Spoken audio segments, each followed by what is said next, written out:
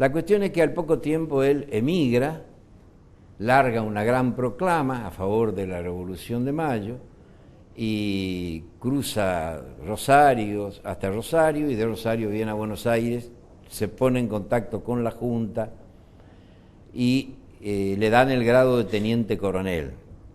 Mientras él estaba acá, conversando con la Junta, se produce la insurrección de la Pradera Oriental.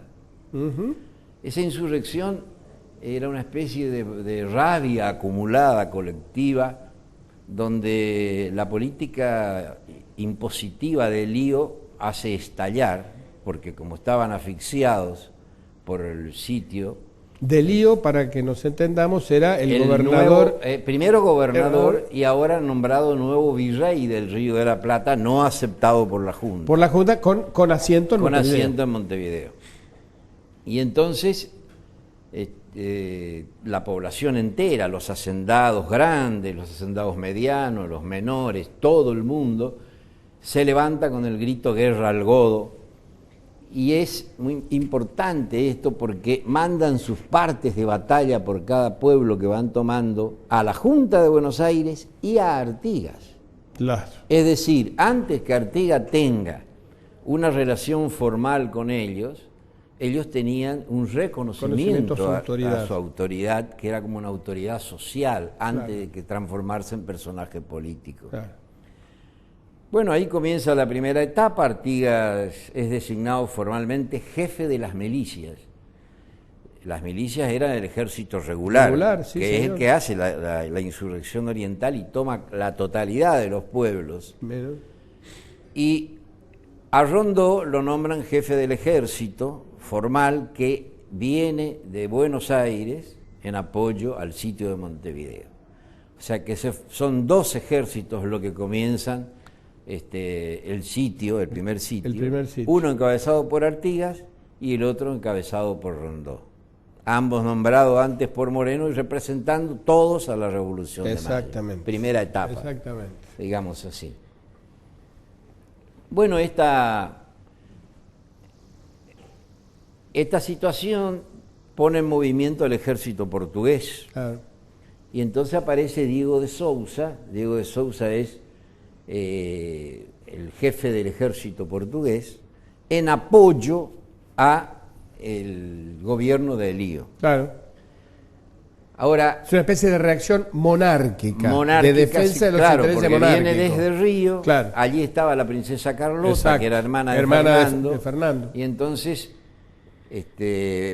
ellos plantean de que para recuperar Montevideo tiene que venir el ejército de Portugal. Esta aparición, digamos, del ejército de Portugal mueve muchos intereses.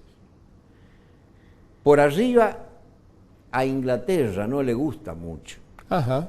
Porque estaba Lord Trafford, delegado inglés en Río de Janeiro, y Lord Trafford se planteaba que ellos eran aliados, mandaban realmente la sustancia de la política portuguesa, sí, pero no le gustaba el hecho de que Portugal se quedara con las dos franjas del Río de la Plata. No querían tampoco que Portugal se quedara con las dos. O sea, lo que no querían era que el Río de la Plata tuviera un solo dueño, digamos. Claro, exactamente. Entonces, es Lord Trafford el que entra en acción como para que se firme el famoso armisticio de octubre. Se firma el armisticio entre el gobierno de Buenos Aires, ya estaba el primer triunvirato. El primer triunvirato, o sea, ya estaba Rivadavia en acción. El secretario era Rivadavia, claro, que tenía una influencia política muy grande. Sobre él hablamos en el programa pasado, justamente. Bueno, y entonces se produce, y entonces viene esa orden de ser acatada, la afirmación de ese pacto, por todas las tropas orientales. Las que son oficiales y las que son informales, las milicias que estaban detrás de Artigas. Claro. Pero la presencia de Diego de Sousa, además de poner en movimiento la sutileza de la diplomacia británica, pone en movimiento un viejo resentimiento de toda la zona de las Misiones, que era la aparición de los indios misioneros en acción. Y de los portugueses. Claro, porque al aparecer el portugués encarna al viejo bandeirante, Claro. y al encarnar al viejo bandeirante, los indios guaraníes que vivían en las misiones Ven que se son acoplan enemigos. y se presentan como voluntarios Claro. a las tropas de Artigas en el primer sitio de Montevideo. O sea, perdón, Sí. para sintetizar esta historia, la presencia de los portugueses produce una reacción furibunda en los indios, En que los ven de indios, nuevo en los la aparición misioneros. de sus viejos enemigos. Claro, los indios misioneros, Claro. porque él ven Guaraníes de ahí. los claro. bandeirantes que los venían a cazar y los vendían como esclavos Exacto. en el comercio exterior. Exacto. Entonces, a partir de ese momento, el ejército artiguista se multiplica socialmente, Claro. van familias enteras, todos los pueblos de las misiones vienen y se colocan a las órdenes de él. Y ahí se produce, yo diría, la primera diferencia entre Artigas y Buenos Aires. Porque Artigas hace una pregunta que está a la esencia de lo que va a venir el desenlace posterior.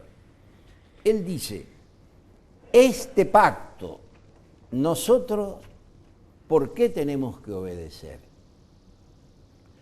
¿Por obediencia o porque nosotros estamos de acuerdo y somos un pueblo libre y hacemos un pacto con Buenos Aires? Muy bien.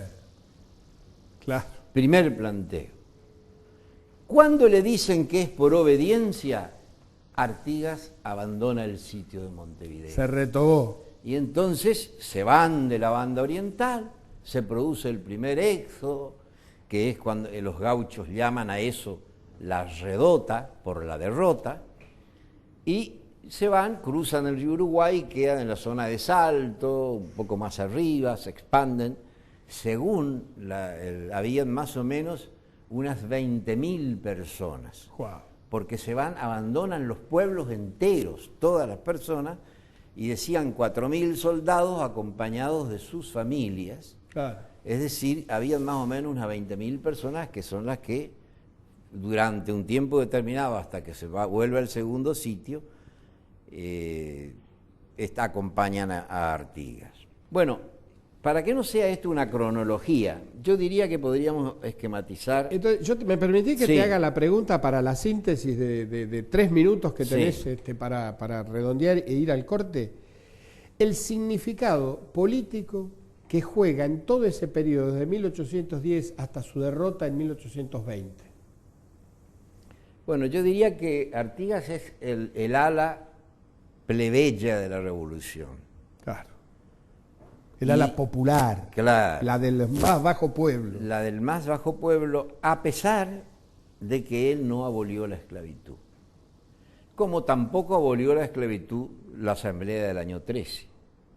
Porque la Asamblea del Declaró año... la libertad de vientres. Y además, esa declaración estaba sujeta a muchas condiciones, porque el hijo de la esclava, recién a los 22 años, tenía derecho a la libertad. Entonces era muy relativa, la declaración era más rimbombante que otra cosa.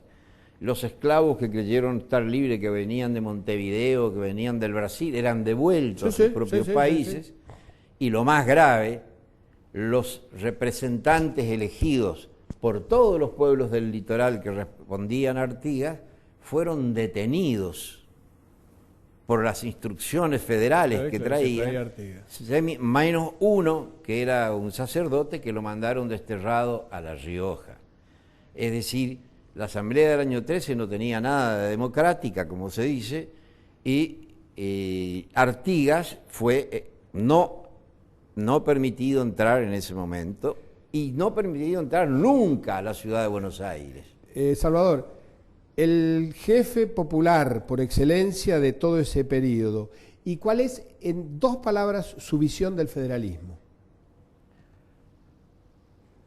Bueno, es importante esa pregunta porque